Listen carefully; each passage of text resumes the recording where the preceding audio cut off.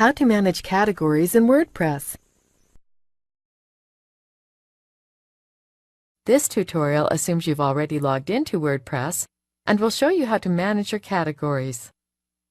Click Posts in the left margin. Then click Categories. This is where you can add a new category. Let's do that now.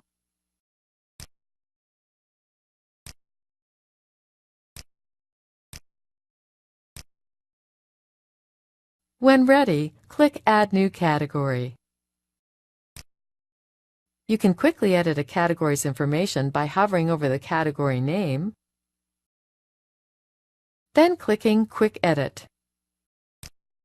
You can change the name and/or slug of the category from here. You can also delete a category this way. This is the end of the tutorial. You now know how to manage categories in WordPress.